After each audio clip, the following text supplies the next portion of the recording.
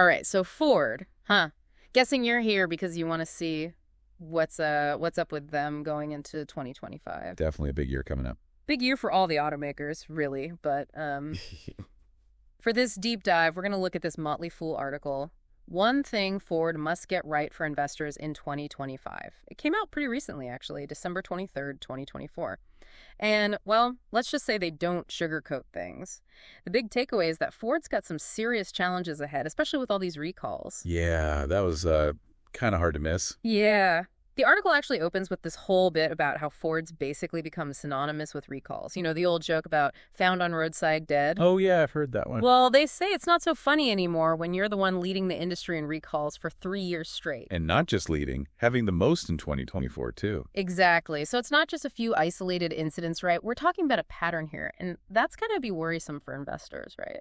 Oh, absolutely. I mean, when you see that kind of track record, it makes you question the overall quality of their products. And then there's this massive penalty they got slapped with from NHTSA, $165 million, second largest ever, all because they weren't complying with recall requirements. What's that all about? Basically, it means they weren't acting quickly enough to address safety issues. Yeah. There are rules. Like there's specific timelines and procedures for notifying owners, making repairs, reporting progress, all that. Ford seems to have dropped the ball on several of those. So are these recalls just a PR nightmare, or are they actually hurting Ford's bottom line? The article mentions warranty costs, but can you break that down for us? How much is this actually costing them? It's a huge hit, no question. Warranty costs have gone through the roof because of all these recalls. Like just in the last year, their warranty expenses have gone up by 45%. That's more than GM, more than Toyota. It all adds up. And investors are paying attention. Yeah. When a company is constantly having to issue recalls, it raises serious concerns about their ability to manage production effectively. With some look unreliable. Exactly. And that's definitely reflected in their stock price, which has tanked 20% this year. It's a pretty stark contrast to someone like General Motors. They're up almost 40%. Yeah, it's like two completely different stories playing out. So what's Ford doing to try and turn things around?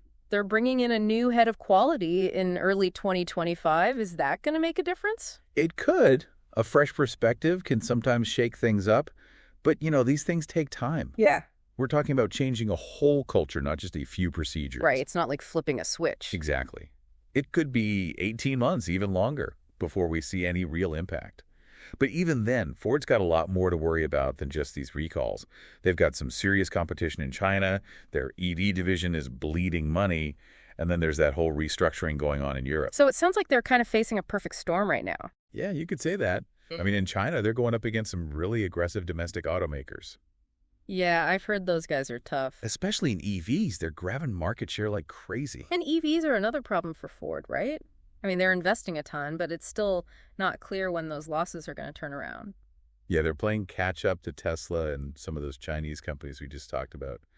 It's a tough spot to be in. So it sounds pretty bleak, right? Recalls, competition, the whole EV transition. It's definitely a challenge. But, Ford's been around for a long time. They've got to have some tricks up their sleeve, right? Well, they've weathered storms before, that's for sure. And, their CEO, Jim Farley, he's acknowledged the quality problems. He has. Yeah. And he's made it clear that fixing them is priority number one. So at least they're not ignoring it. Right. He's even said he thinks things are getting better internally, that we'll start seeing results soon. Hopefully he's right. Well, hopefully. But like you said before, these things take time. What exactly makes it so hard to improve quality control? I mean, is it just a matter of hiring more inspectors or something? It's way more complicated than that. One of the big issues is that cars are so much more complex now. With all the technology and stuff. Exactly. All those systems, all that software, it makes it harder to spot problems early on. So it's like the more advanced they get, the harder it is to make sure they actually work right. Kinda, yeah. They're trying to innovate, which is great, but it also means more things can go wrong. Yeah, that's a tough balance. For sure. So where do you think they should be focusing their efforts? What's the most critical thing for them to fix?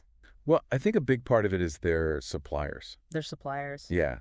So much of what goes into a car comes from outside companies. If those parts aren't good, the whole car suffers. That makes sense. It's not just about what happens in Ford's factories. They need to make sure their whole supply chain is on the same page, quality-wise. So it's like a team effort. Yeah. Collaboration, shared responsibility. They need to work with those suppliers, set clear standards, make sure everyone's trained properly, all of that. So big picture, what's the takeaway for investors who are looking at Ford? We've talked about the recalls, the warranty costs, the competition in China, the EV losses, the restructuring in Europe. It's a lot. It is. And, the article we talked about from the Motley Fool, they basically say, proceed with caution. Which makes sense given everything we've discussed. But, Ford's not down for the count. They're taking steps to fix things, and they do have a loyal customer base, especially here in the U.S. Yeah, people like their trucks. Right. Plus, their dividend yield is over 6%, which is pretty attractive in this market. Definitely something to consider. But like you said, investors need to weigh the risks too, right? Absolutely. Can they keep up that dividend if their profits keep shrinking? Can they win back customers who've been burned by these recalls? Those are the tough questions. It almost makes you wonder if the old guard's on its way out, Yeah, it's an interesting time for sure.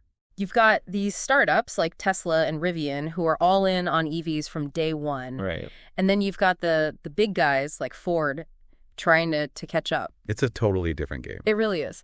So who do you think's going to come out on top? Can Ford actually make that transition? Can they go from, gas guzzlers to electric leaders? That's the big question, isn't it? It is, and it's something for you to think about, too. We've covered a lot of ground today. Those recalls, the costs, the competition in China, those EV losses, the Europe situation. It's a lot to digest. It is. But, hopefully it helps you get a better handle on where Ford stands right now and whether they're worth investing in. Right.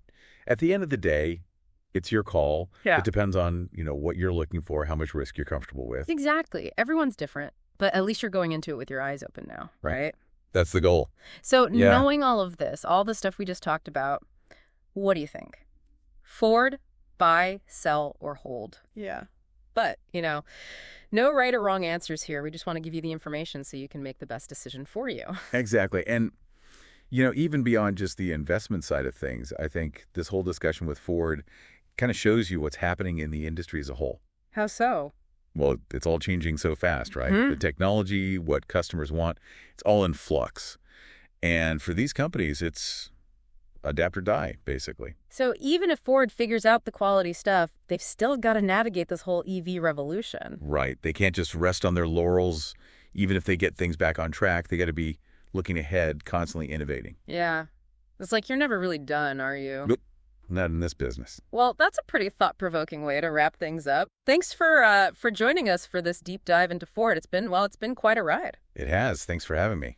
And for all of you listening, keep those questions coming, and we'll see you next time for another deep dive into the world of, well, who knows what. That's the fun part, isn't it?